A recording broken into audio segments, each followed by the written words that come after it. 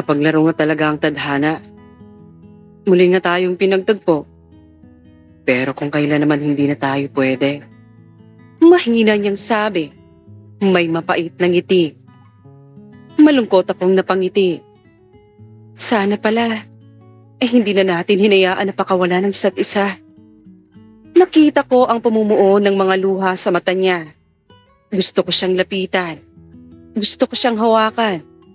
Gusto ko siyang yakapin. Pero hindi pwede. Hindi tama. May mas sasakit pa ba sa ganito?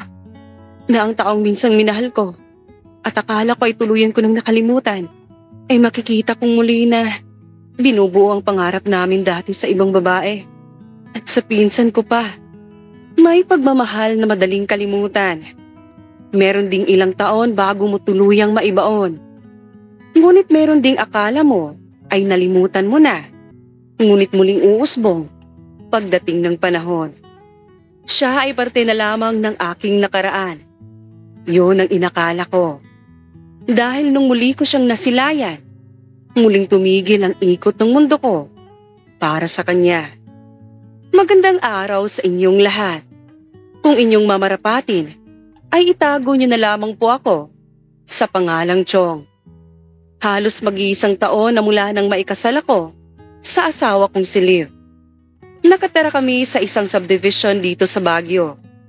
Dito na kami nag-settle down mula nang madistino ako rito sa trabaho.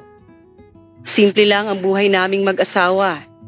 Ine-enjoy bawat moment at yung parang nasa honeymoon stage pa lang.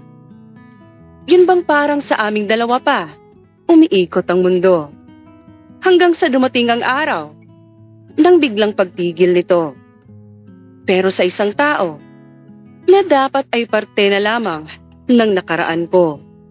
Lunes ng umaga, nang excited ang misis kong ibalita sa akin na lilipat na sa subdivision namin ang isa niyang pinsan.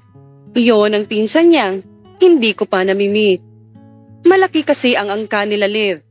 Nung kinasal naman kami, ay tanging immediate family lang ang naroon. Dahil intimate wedding lang ang ginanap namin. Naghahanap din daw kasi ito ng malilipatan. Sakto naman at may available rito sa subdivision namin. Kaya't in-endorse niya sa pinsan. Sakto lang din daw ang environment dito dahil hindi masyadong maingay at may stable na internet connection. Work from home raw kasi ang setup ng pinsan niyang yon. Nung marinig ko yon, wala lang sa akin. Masaya lang ako kasi may pamilya na ang misis ko na magiging kapitbahay pa namin. Hanggang sa dumating ang araw na nakita ko ang pinsan niya at kay liit nga ng mundo at yung pinsan niya ay isa rin palang babae na hirap akong makamove on dati. Hindi ko alam kung paano ilalarawan ang nangyari. Parang huminto ang mundo ko sa isang saglit. Pumunot ang noo ko. Huminto ang hininga ko. Ilang taon na ang nakaraan na akala ko ay nakalimutan ko na. Halos 5 taon ng mga alaala na isinara ko sa puso ko. Biglang bumalik sa iisang titig. At ramdam ko rin, nagulat siya. Para bang nakakita rin siya ng multo. Pero agad siyang nakabawi. Nginitian niya ako. Ngiting tulad ng binibigay niya sa akin dati. So, ikaw pala si Chong? Ang nakabighani sa pihikan kong pinsan na ito? Nice to finally meet you. Nakangiti niyang saad. Na para bang walang nangyari sa pagitan namin dati. Na parang 2 taong nagtagpo sa isang normal na pagkakataon lang. Ngunit alam niyo, kahit ganon siya ka-composed, ramdam ko, sa bawat galaw, sa bawat salita, lahat ng nakaraan, lahat ng saya, lahat ng sakit, bumabalik sa bawat sinip, bawat ngiti, bawat katahimikan sa pagitan namin. Ako'y nagbabalat kayo, nagmumukhang kalmado, pero sa loob ko, parang isang bagyong nakatago sa ilalim ng katahimikan. Paano ko haharapin ang susunod na araw? Paano ko haharapin ang bawat sandali na magkakasabay kami sa parehong kalsada sa parehong subdivision, sa parehong mundo, kung saan wala nang dapat mangyari. Pero ramdam mo pa rin na may nagbabagang nakaraan na hindi pa tuluyang napatay ng panahon. Hindi ko alam kung paano nagawang magpakapurmal ng mga sumunod na araw. At kahit gaano ko iwasang huwag siyang makaharap, ang tadhana na ang gumagawa ng pagkakataon na magtagpo ang landas namin. Simpleng pagkikita lang sa gate ng subdivision, sa grocery run, sa delivery ng packages. Pero sa bawat saglit na yon, may alo ng tensyon na hindi mo matakpan. Ang misis ko, walang kaalam-alam habang siya ay sobrang saya sa tuwing kaharap ang pinsan. Ako naman ay pilit na nagmumukhang normal.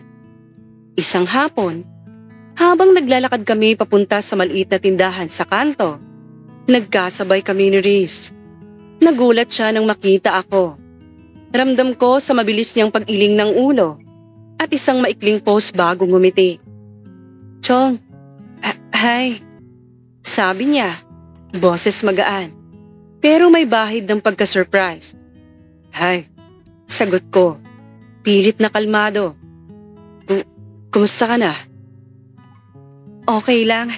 Medyo busy lang sa work." Ngumiti siya at para bang mabilis niyang tinakpan ang anumang nakaraan. May biglang parating na sasakyan. By reflex, ay mabilis ko siyang hinila at pinagpalit ang pwesto namin sa paglalakad. Ako na ang naglalakad sa tabi ng kalsada. Napahinto siya. Huminto rin ako at kulot noo na napatingin sa kanya. "Bakit?" tanong ko. Ngumiti siya at marahang umiling. "Hindi ka pa rin nagbabago. Gaya ka pa rin ng dati." Napatigil ako. Magsasalita pa sana ako nang tumilikod na siya at nagpatuloy sa paglalakad. Hindi ko alam pero parang may sumikdo sa puso ko nang sabihin niya yon. Ibig sabihin, naalala rin niya ang kahapon namin. Lumipas ang isang oras at palagi na kaming nagkakasabay sa simpleng bagay. Sa bawat palitan ng tingin, sa bawat maikling ngiti, ramdam mo na may hindi talaga tuluyang natapos. May nararamdaman kami na hindi namin kayang sabihin sa salita. Isang gabi, habang nag-ayos ng mail porch, nakatingin siya sa akin. Bahagyang nakayoko. "Alam mo, Chong," simula niya at tumigil. Para bang iniisip niya kung sasabihin o hindi. Ngunit sa puntong yon, alam ko na. May koneksyon pa rin kami. Hindi pa ganun kalinaw. Ngunit may init. May alaala. May tanong na kailangan sagutin. At alam niyo, kahit may asawa at may buhay na kami, naramdaman ko ang pag-ikot ng mundo sa parehong lugar, sa parehong oras, at parang kami lang ang nakatigil sa sandali na yon. At yon ang simula ng lahat, ng tensyon, ng mga tanong, ng mga lihim na hindi ko alam kung paano haharapin. Sa pagdating ni Riz, sa muling pagkakaroon namin ng kunting interaksyon, muling may nabuhay sa loob ko. Isang damdamin na dapat ay matagal nang patay at hindi na dapat muling nabuhay. Ngunit araw-araw din akong sinusubukan ng panahon. Isang gabi, habang nag-aayos ako sa garage, may narinig akong tunog mula sa kabilang bahay. Si Riz. Nagkukumpuni siya ng printer niya at nagkaroon daw ng kaunting problema. Hindi ko alam kung bakit, pero lumapit ako. "Kailangan mo ba ng tulong?" tanong ko. Kalmado pero ramdam ko ang kabog ng dibdib ko. Ngumiti siya. "Kung hindi abala sa'yo, Chong, baka pwede?" Lumapit siya. At habang inaayos namin ang printer, hindi maiwasang magsimula ang pag-uusap. "Ang tagal na rin, no? Ilang taon na ba?" tanong ko. Bahagyang nakatingin sa kanya. Alam kong alam niya ang ibig kong sabihin. "It's been almost 9 years. Maikling sagot niya. Malungkot akong napangiti. Hindi ko inaasahan na makikita kita sa ganitong paraan. Tumingin siya sa akin at ang mga mata niya parang nagbabalik sa lahat ng nakaraan. Ako rin, sagot niya. Hindi ko nga mapigilang itanong minsan sa sarili. Paano kung hindi tayo naghiwalay noon? Napatigil ako sa ginagawa. May katahimikan sandali. Ramdam mo sa pagitan namin ang lahat ng hindi nasabi. Ramdam mo rin ang bigat ng tanong niya. Tanong na hindi pwedeng sagutin ng basta. Pero may buhay na tayong dalawa. May pamilya. May responsibilidad. Muli niyang ani. Pilit na kalmado. Pero ramdam mo rin na para bang may kinukubli. Alam ko, mahina kong sagot. Halos bulong. Pero minsan, kahit sandali lang, naisip ko pa rin yung mga araw na magkasama tayo. Yung simpleng tawa, yung mga kwento sa gabi, yung mga pangarap natin na nawala, at mga pangarap na tinutupad pero iba na ang kasama. Tumingin ako sa kanya. Nagsalubong ang mga mata namin. Nakita ko ang lungkot at sakit. At alam nyo, sa puntong yon, parang bumalik kami sa nakaraan. Parang bumalik kami sa panahong kaming dalawa palaban sa mundo. Chong, natatakot ako. Bulong niya at dahan-dahang humawak sa aking braso. Natatakot ako. Natatakot na muling maramdaman to. Ngunit mas natatakot akong hindi masabi sa iyo ang nararamdaman ko. Huminga ako ng malalim. Ramdam ko ang bigat ng bawat salita. Hinawakan ko ang kamay niyang nakahawak sa aking braso at pinisil ito. Riz, alam ko, natatakot din ako. Pero hindi ko rin kayang itanggi na naalala ko rin lahat. Naalala ko ang bawat tawanan, bawat tampo, bawat pangako. Napangiti siya at sa ngiting yon, may kasabay na lungkot. Mahigit 4 na taon, Chong. Mahigit na 4 na taon ang mga alaala, ng mga saya at lungkot na pinagsaluhan nating dalawa. Nagtagal ang titig namin sa isa't isa hanggang sa naramdaman kong muli, matapos ng ilang taon, ang malambot niyang labi. Magkadikit lang, matagal. Parang dinaramdam lang ang pananabik. Riz, bulong ko pagkatapos. Magkadikit ang aming mga noo. Bakit ngayon pa? Kung kailan hindi na tayo pwedeng dalawa, ikagagalit ba ng mundo kung ikaw ang nais nitong puso ko? Nang sandaling yun, wala akong ibang naramdaman kundi saya. Saya na muli ko siyang nakita. Na muli ko siyang nahawakan, nayakap at nahagkan. At masaya na pareho pa rin kami ng nararamdaman. Matagal na nanatili sa isip ko ang gabing yon. Dahil sa tagpo namin yon, ay para bang mas lalo lamang umusbong muli ang nararamdaman ko para sa kanya. Alam kong mali, na hindi dapat, ngunit hindi ko rin alam kung paano pigilan. Siguro ay higit pa sa inis ang nararamdaman niyo sa akin ngayon habang pinapakinggan ako. Marahil ay tinatanong niyo kung paano ko nasisikmurang harapin ang asawa ko habang may palihim na pagtingin sa kanyang pinsan. Sa totoo lang, ay hindi ko rin alam. Masyadong puno ang utak ko sa mga alaala namin ni Riz. Sa puntong minsan ay hindi ko na namamalayang nagiging malamig na pala ako sa asawa ko. Isang gabi, nagulat ako nang tumawag si Riz sa cellphone ko.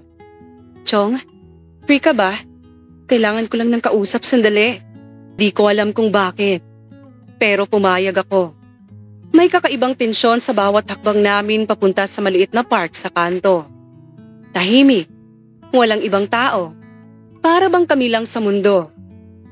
Alam mo, panimula niya. Pilit na kalmado. Ngunit ramdam ko sa boses niya ang bahagyang pangungulila. Sobrang namiss kita. Ako rin.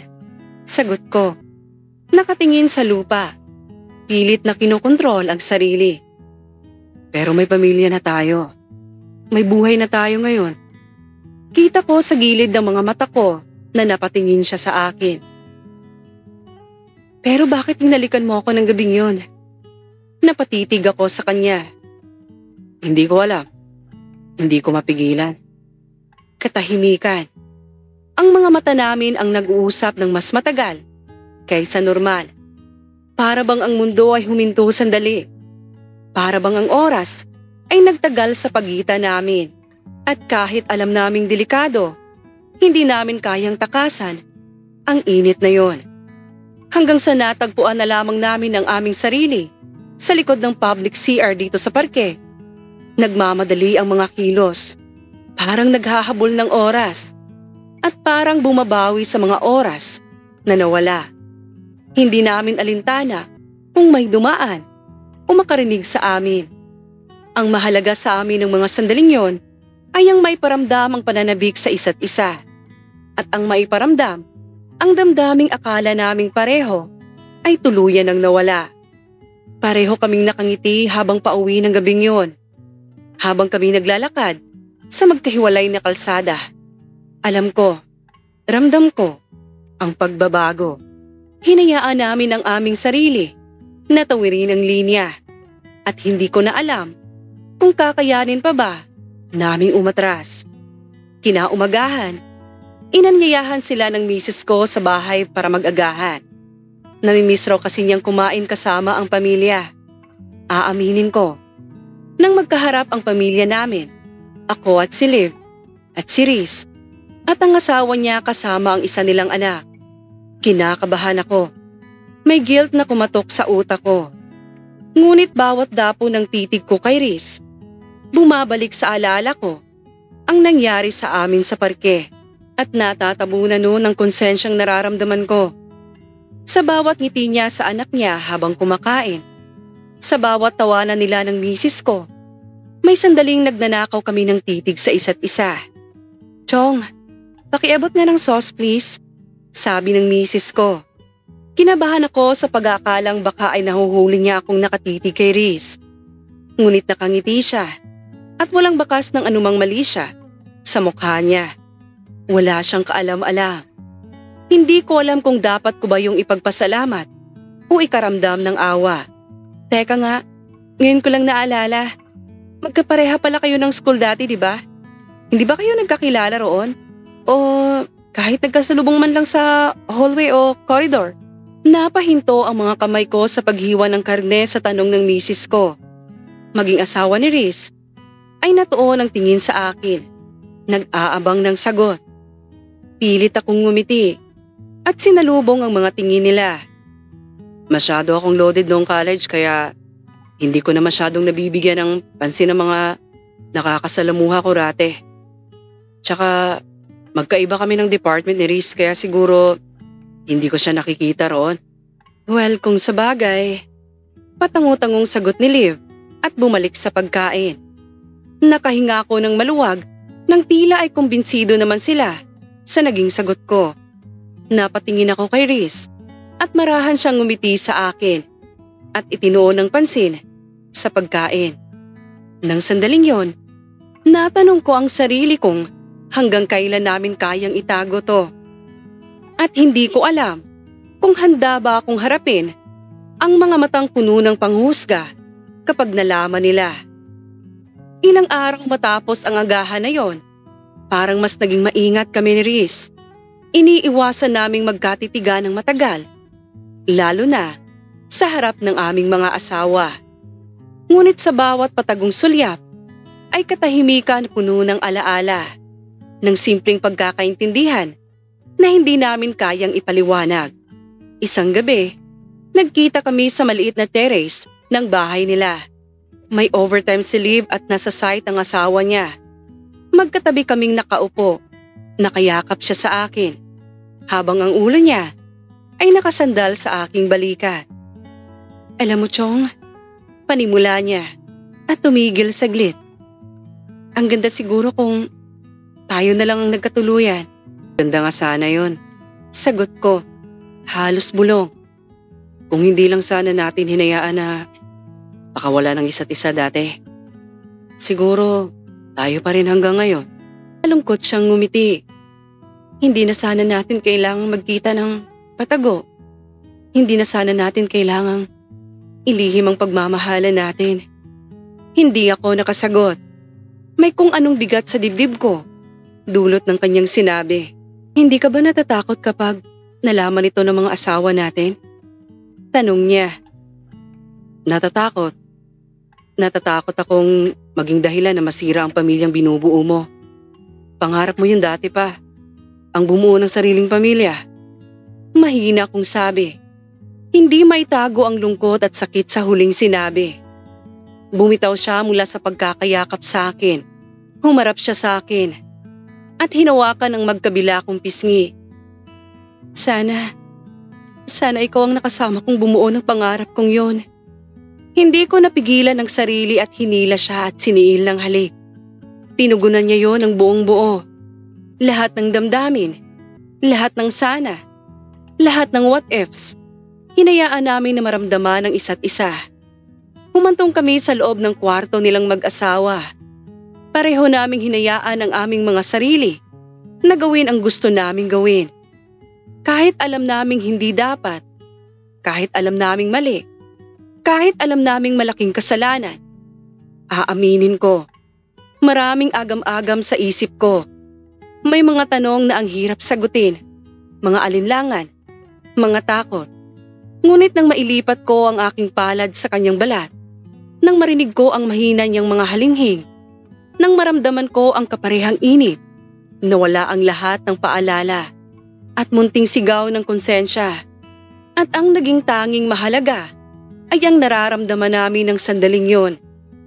Hindi ko na mabilang kung ilang ulit pa kaming nagtagpo ng palihim, kung ilang beses pang may nangyari sa pagitan namin ni Riz. At habang tumatagal, namamalayan ko ring unti-unting lumalayo na ang loob ko sa asawa ko. Alam kong nararamdaman niya yon. Ngunit kahit anong gawin ko, pakiramdam ko, ay nakatali na ang puso't isip ko kay Riz. Ang simpleng paglipat nila ay nagbukas ng isang pintong hindi na namin maisara. Hanggang kailan natin kakayanin ang ganito, Chong? Tanong ni Riz sa akin minsan. Hanggat pareha pa ang nararamdaman natin para sa isa't isa. Mariin niya akong tinitigan sa mata. Kung makipaghiwalay na lang kaya tayo sa ating mga asawa, o kaya ay magtanan na lang tayong dalawa. Hinawakan ko ang magkabila niyang balikat. At ano na lang magiging tingin sa'yo ng pamilya mo? Tingin mo ay hayaan kong mangyari yon dahil lang sa akin? At ano na lang sasabihin sa'yo ng anak mo balang araw? Kakayanin mo kaya kapag isinumbat yun sa'yo ng anak mo? Nag-unahan sa pagtulo ang kanyang mga luha. Anong gagawin natin? Palagi na lang ba tayong ganito? Niyakap ko siya. Mahigpit. Siguro hindi. Pero isa lang ang sigurado ako, Riz. Kakayanin ko ang ganito basta para sa'yo. Masasabi ko pa bang hindi ko sinasadya ang lahat ng nangyari? Masasabi ko pa bang hindi ko sinasadya na muling mabuhay ang nakaraan? Kung ako na mismo ang gumagawa ng paraan para magkapiling kami sa tuwing nakatalikod sila. Pero ganito na, nangyari na. Hindi na namin mababawi pa ang mga nangyari. Hindi na namin pa maibabalik ang mga kamalian. Ngunit magagawa pa kaya namin itong itama? At ngayon, humihingi ako ng payo sa inyo, sa inyong mga nakikinig. Paano ba haharapin ang ganitong damdamin? Paano mo pipiliin ang tama kung ang puso mo ay may dalawang parte, ang nakaraan at ang kasalukuyan? Mahal ko ang misis ko, ngunit mahal ko rin si Riz, ang babaeng parte ng nakaraan ko at ngayon ay gumugulo sa kasalukuyan ko. Kung kayo ang nasa posisyon ko, ano ang gagawin ninyo? Ipapaubayan niyo ba ang nakaraan? O pipiliin niyo ang responsibilidad at pagmamahal sa kasalukuyan? Hindi ko na alam kung ano ang nararapat na gawin. Ang alam ko lang, bawat sandali, bawat titig, bawat katahimikan ay nag-iwan ng marka sa akin. At hanggang sa gabing ito, ramdam ko pa rin ang bigat at init ng lahat ng nangyari.